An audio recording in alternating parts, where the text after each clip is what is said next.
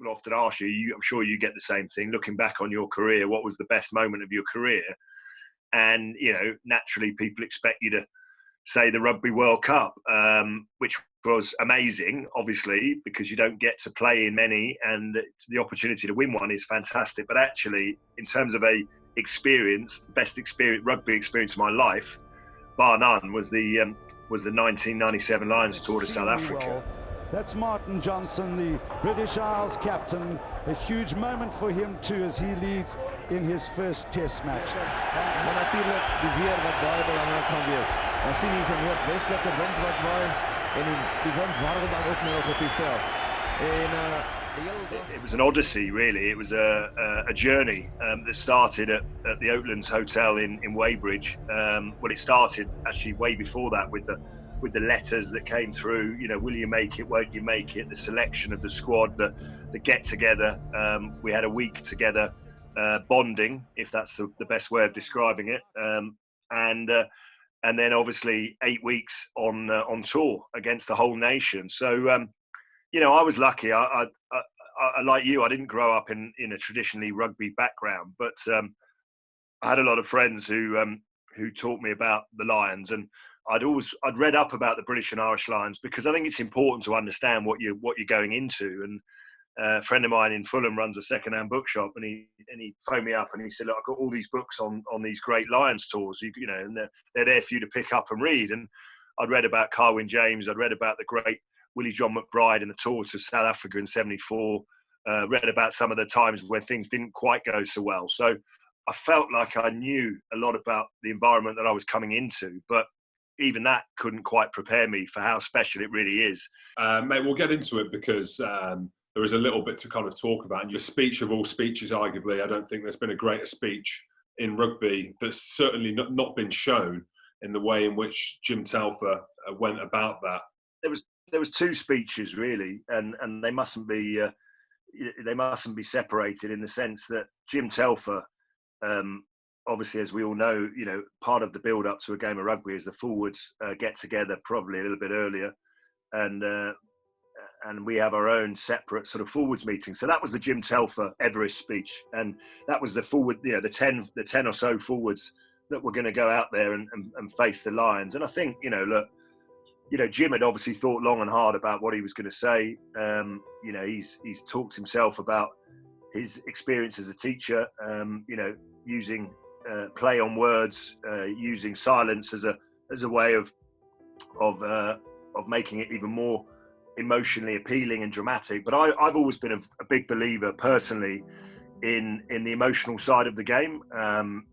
Most sides are very evenly matched, technically, tactically. Everyone trains really hard. Everyone does their video analysis. So ultimately, when you've got two very evenly matched sides, what's the difference between the winners and the losers? Well, for me, if you can find the right emotional hook that everyone can grab onto, then it becomes a very powerful tool. And it doesn't really matter who's in the changing room next door. If you find that hook, they've got no chance of winning. And that's exactly what Jim Telfer did with his speech. And it was, in many ways, it was very personal to Jim. It was almost a metaphor for his own life, quite frankly. And the game didn't start well, did it? Osteran off the back of a line-out maul. Of course it was, because that's what the South Africans are renowned for, is scrum and set piece. How were the emotions after that try's gone over? A couple of things that I remember that spring to my mind. As you say, the Osderan try, I certainly felt the full force of that because I was defending as he peeled round the corner. Andrews, Durant, straight on, Matt of it in hand, and Durant, I think the man's who carried it over. I didn't mention it. I did see it. Well, it was a sheer weight of physics, man. I mean, there's no way that I was going to stop someone that size, a couple of yards from the line. I would defy anyone. I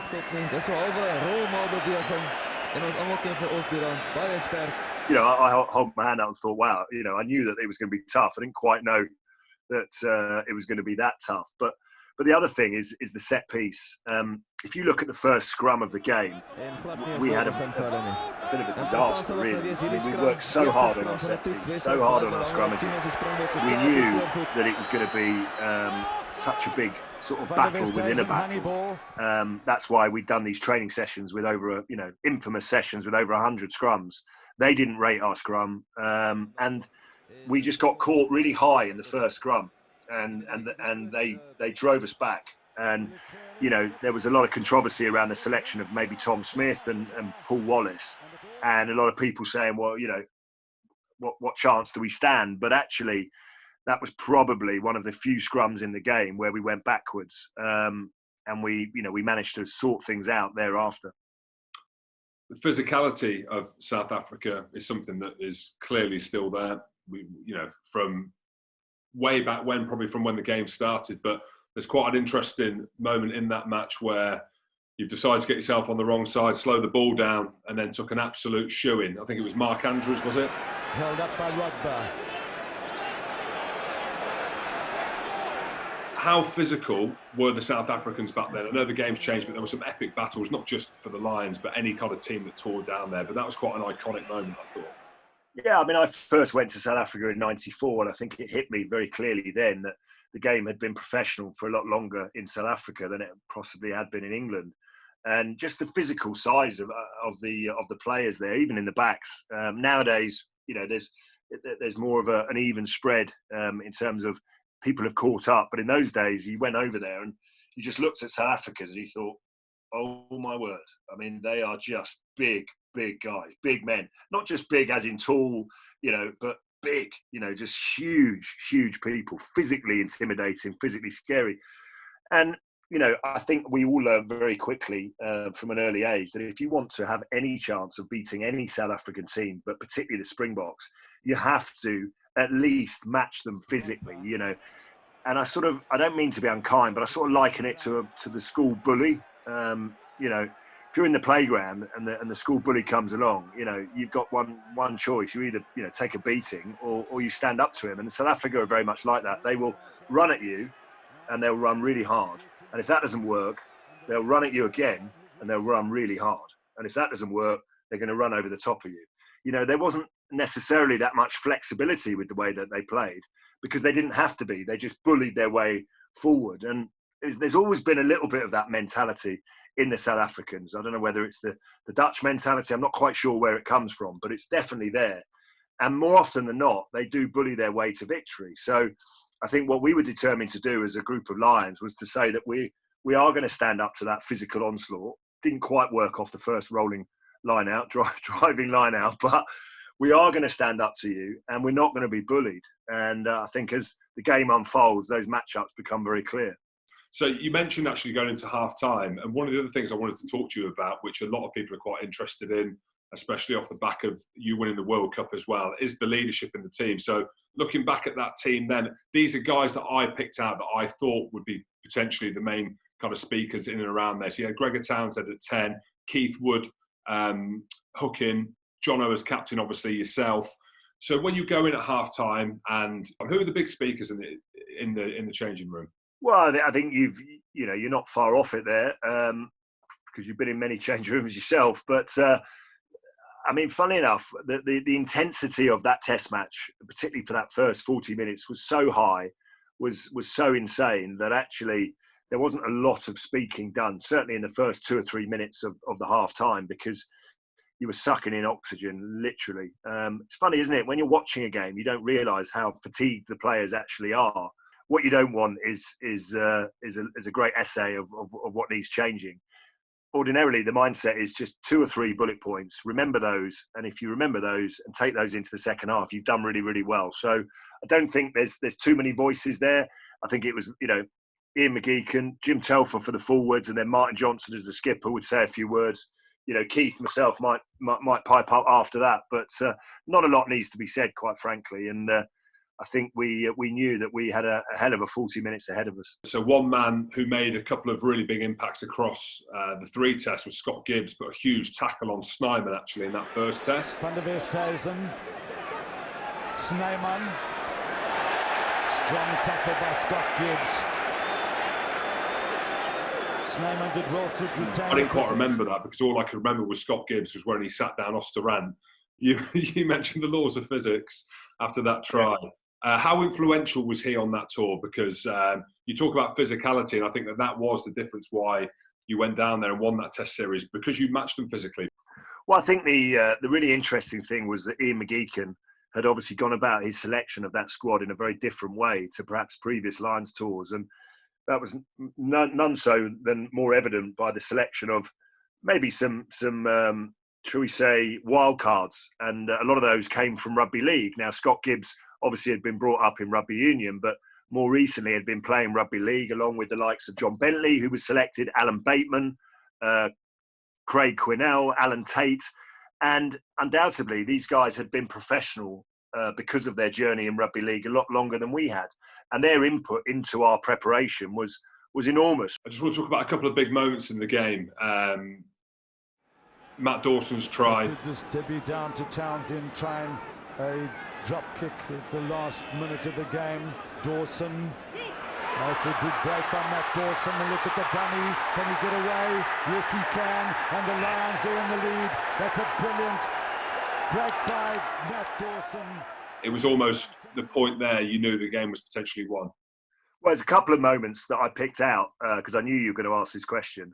And I'll get on to the Dawson try, which was magical in itself. But just before, I think it was South Africa were leading at half time. They were leading 16-12. And often that's a big indicator of who's going to go on and win the game. And I don't know whether it was just before half time or just after half time.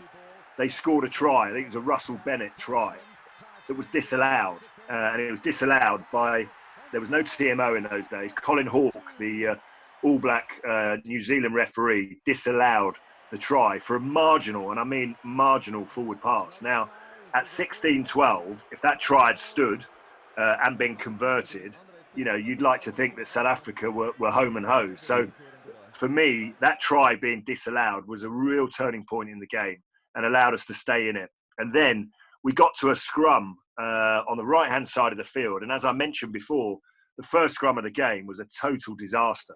And yet this scrum, you know, and I mean, you can't avoid or take away the individual brilliance of Matt Dawson in the, you know, what he did to score that try. But I'm sure he would admit that it was just a rock solid scrum. We were able to hold our scrum and even, dare I say it, maybe just get a tiny little right-hand shoulder with Paul Wallace. And, Matt feigned to pass one way. And then, him and Tim Rodber, who was selected at number 8, obviously had a good understanding of playing at Northampton Saints together. And it must have been a move that maybe they'd executed a few times before. But, wow, I mean, Matt Dawson ran for the corner. And not only did he sell the dummy to Joos van der Vestes, he sold the dummy to everyone. Mm-hmm. I mean, the whole stadium, even we stopped. We were following him. And even we stopped in our tracks. So it was a phenomenal thing. And I think the disallowed try, and then for us to go up the other end of the field and to score that try, just took the game away, gave us that momentum changer and that game changer. Absolutely. So we mentioned Dawson's try then as well. Tatey's was just as special as well. We all remember it well. What do you remember about Tatey scoring in the corner? Well, it was the icing on the cake, really. I mean, I think we felt that the game was won at that point because once we got our noses in front with that wonderful try from Matt Dawson, there was a sort of a bit of a panic from South Africa because it wasn't quite going to script. They didn't expect that. It was almost like I don't know. It's a bit like being a big heavyweight boxer and you're going into the last few rounds of a 12-round fight and you kind of know that you're ahead. And all you've got to do is stay ahead, really. Looking at it, it must be quite difficult because all that emotion goes into the first game, right? You win. You spoke about that kind of amateur professional era. It's maybe a good question for yourself. So you win that game. I can't even imagine what the emotion was like after the build-up, after the speeches. How do you celebrate that? Well, I think we were there to win a test series. We weren't there to win a test. And I think when we'd set our objectives very early on, I think we all knew that that's what we wanted to do. We wanted to win a test series in South Africa. I'm not going to lie, there was obvious euphoria because in a 3-match series to win the first game is really important. It's a lot easier to go on and win a series when you haven't got to come from behind. But there was a midweek game in the build-up to, to the second test as well, which is in itself now you wouldn't see anything like that. It was incredible that the coaches were having to suddenly switch their attention to preparing another team for another game in the build-up to a second test. But I remember coming back on the bus and myself and Martin Johnson and a few other players at the back of the bus having a bit of a chat. And we said, look, 100% we're on the training field tomorrow holding the pads for the other guys. And, they talk about the spirit of the Lions, and they talk about the success of the tour is not about those players who are necessarily lucky enough to play in a test match. It's about the whole group. And the players had supported us as a group in our preparation for our test match. So there's absolutely no reason why we shouldn't do the same. And, that was a culture, if you like, that was driven by the group, really. So, yeah, we had a few beers. I think we went to a place called Sirens in Cape Town, well-known stomping ground. We had a couple of beers. It wasn't excessive because we'd all made a pledge that we'd be holding the tackle bags on Sunday morning for the guys who were preparing for a game, I think, on the Tuesday. So that's exactly what happened. I fell in love with rugby off the back of that. And then obviously went to Leicester quite early on, 2000, I think. Yeah, that's enough to knock the rugby out. That's enough to knock the love out of you. It's all I knew. So it was exactly the Lions tour. Is that how we prepare for a game? My God. Mate, but it was like the Lions tour for me. Go out on the piss. This is what I thought. So I've watched the doc. I'm going out on the piss. I'm scrapping in training. I'm getting shouted at. And then I'm hitting Everest every Saturday or every Monday night whenever I play. That became a template for the rest of my career, really. I mean, I was 24 when that started. I thought this is how it is, professional rugby. You get smashed, go and beat the opposition, you win, and then you go out on the smash and you do it all over again. Love it. You didn't play for Scotland, though. That's what you lose every week. So